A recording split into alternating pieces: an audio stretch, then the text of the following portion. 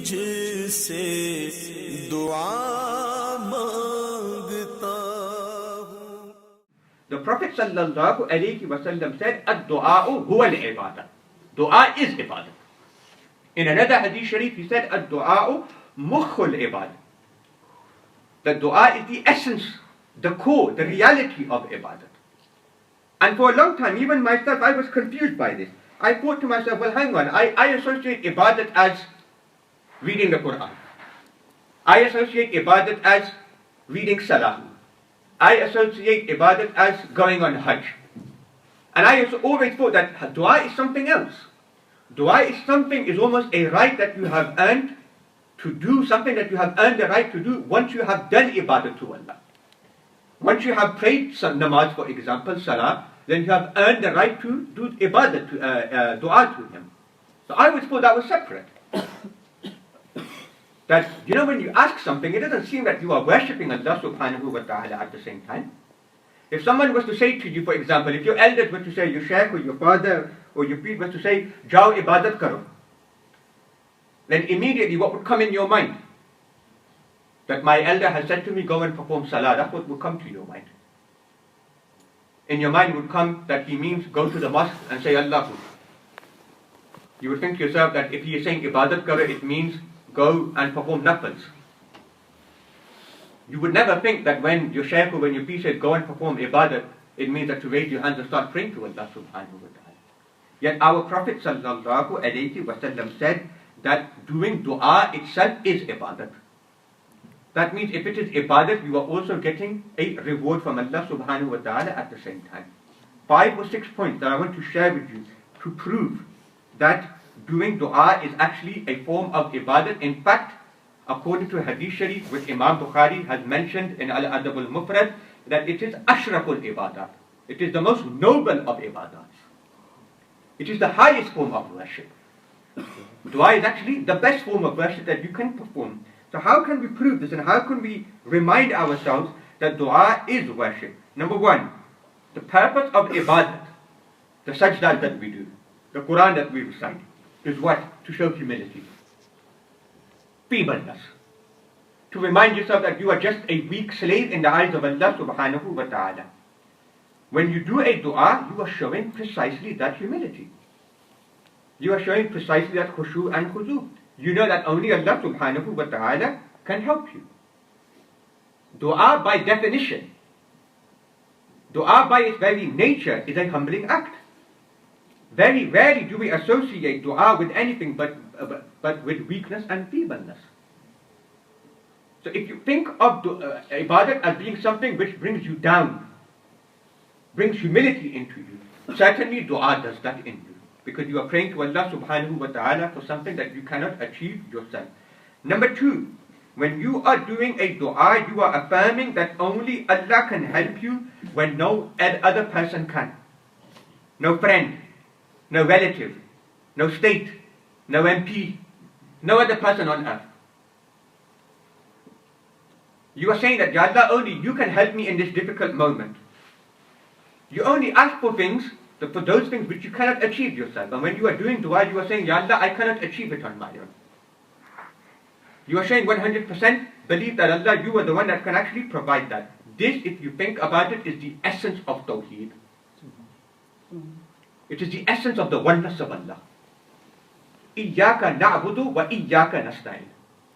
It is only you that we worship, it is only you that we seek help from. Nobody else can give, Ya Allah. This is the most basic lesson of Tawheed. To understand that not a single leaf moves without Allah's permission. And to understand that not a single dua is answered except to Allah subhanahu wa ta'ala. Not just Tawheed, but the whole concept of tawakkul. What does tawakkul mean? Depending on Allah. This idea that I don't depend on any other creation, I only depend on the Creator. This is what worship is about, is it not? When you are performing dua, then certainly you are reflecting that sentiment and you are saying that, Ya Allah, upon you alone I am depending. You are the only one who can answer my supplication. You are the only one who can answer my call. Number three, in the same way, if a person does not perform salah, then immediately you think of him as being arrogant, as being full of pride, as a person who is full of ghurur and takabbur. If a person turns away from the zikr of Allah, you say, well, he hasn't got time for Allah. He's in his own world now. He thinks he's ghani from his Lord. In the Holy Quran, Allah subhanahu wa ta'ala says, those people who do not perform dua, they too are arrogant people. Those people too are far from the rahmah of Allah. Those people, they are earning the wrath and anger of Allah. Look at the verse from the Holy Quran. Allah subhanahu wa ta'ala says, وَقَالَ رَبُّكُمْ مُدْعُونِي أَسْتَجِبْ لَكُمْ. Your Lord says, call me, pray to me, do dua to me, أَسْتَجِبْ لَكُمْ, I will answer you. The same verse. What are the next words of the same verse? إِنَّ الَّذِينَ يَسْتَكْبِرُونَ عَنْ إِبَادَتِي سَيَدْخُلُونَ جَهَنَّمَ دَاخِرِينَ. Those people who show takabbur, who show arrogance from doing my ibadat, all of them will enter into Jahannam.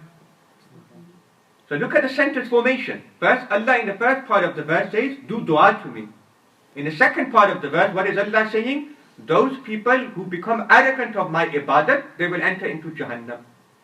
Meaning, and it's right, it makes sense, doesn't it? If you're not asking from Allah, it's almost as if you're saying, well, Ya Allah, I don't need your help. I'm ghani from you, I can do this on my own. This is the worst form of arrogance and ghurur. This is perhaps the thing that Allah subhanahu wa ta'ala hates most. So that is why when you pray to Allah subhanahu wa ta'ala with your hands up, you are doing ibadat to Him. You are affirming again that you are not someone who has an iota of arrogance and ghurur in him. Rather, you have utmost khushu and khudu in you as much as possible. Number 4, when you pray to Allah subhanahu wa ta'ala, you increase your link with Allah, which is the purpose of ibadat. Subhanallah, in a hadith sharif, Sayyidina Rasulullah sallallahu alayhi wa sallam said that if you want to talk to Allah, read the Quran. Everybody wants to talk to Allah. Everybody wants a conversation with Allah subhanahu wa ta'ala. Our Prophet said the way to do that is to recite the Quran abundantly. When you are performing a dua, that is exactly what you are doing. You are conversing with Him. Quran is ibadat. There is no shak in that whatsoever. On that same basis, therefore, dua must be a form of ibadat as well. The more you supplicate to Him, the more it strengthens your iman in Allah subhanahu wa ta'ala. The next point, very important as well, is that the whole purpose of ibadat is what? To get closer and closer to Allah. No individual was more closer to Allah subhanahu wa ta'ala than Sayyiduna Rasulullah alayhi salatu wassalam. There is absolutely no doubt in that whatsoever. How did he reach that maqam? By performing the most ibadat. Simple as that. He performed the most ibadat. He was the mukhtar, the chosen one. He was the Mustafa, the chosen one. But he performed the most ibadat as well. The more ibadat you perform, the closer you are to Allah subhanahu wa ta'ala. What does Allah say in the Quran? Subhanallah. وَإِذَا سَأَلَكَ عِبَادِي أَنِّي. When my servant asks about me, فَإِنِّي قَرِيبٌ. Then I am close. Allah is saying, I am getting closer. Allahu Akbar. So the more you supplicate to Allah subhanahu wa ta'ala, the closer you are getting to your Lord. Is that not the whole purpose of worship?